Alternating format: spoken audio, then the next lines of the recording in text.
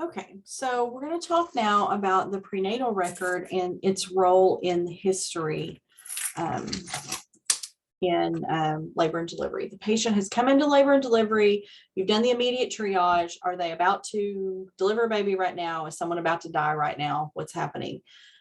How safe is everything going to be? So now we're going to monitor them for a bit, and we want to review the prenatal record. So reviewing the prenatal record is part of the assessment. Usually when around 36 weeks, the prenatal record is made available to the labor and delivery unit. We actually used to get the paper copy of the prenatal record over from the doctor's office. A lot of times now that's by EHR, but usually from about 36 weeks, the labor and delivery unit where that person plans to deliver has access to their prenatal. Sometimes we have patients that drop in. They don't have prenatal care. They couldn't make it to the hospital they plan to deliver at. They're out of town on vacation. So we get a patient with no prenatal. If we have time, if they've had prenatal care, it's helpful to find out where that was and try to get records from that provider. The prenatal record should have their obstetric history. Have they had pregnancies before? How did those pregnancies go? Did they have healthy labor and delivery? Did they have C-sections?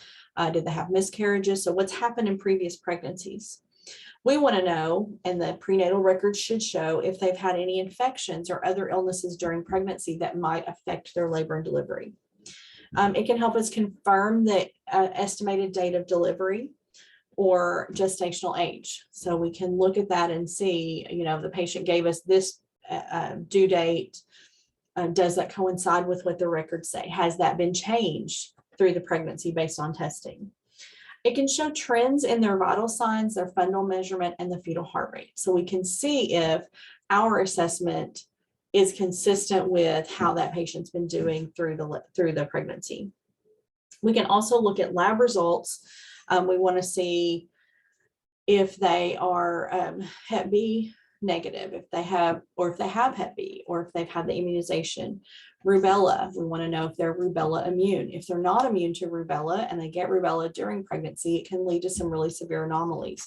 If they're not immune to rubella, we can't vaccinate them during pregnancy, but we would want to get that patient vaccinated for rubella before discharge. Okay.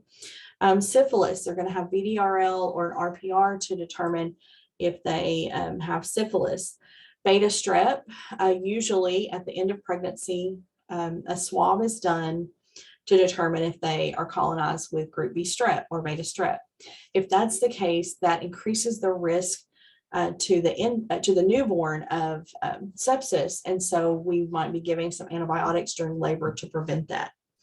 We'd like to know a recent H&H, because if they're in labor, they're about to experience an event that tends to lead to blood loss of between 500 milliliters and a liter. We want to know where they're starting. Now, is that going to be done in the facility? Yes. But we also want to know, were they anemic 3 weeks ago? Are they already anemic?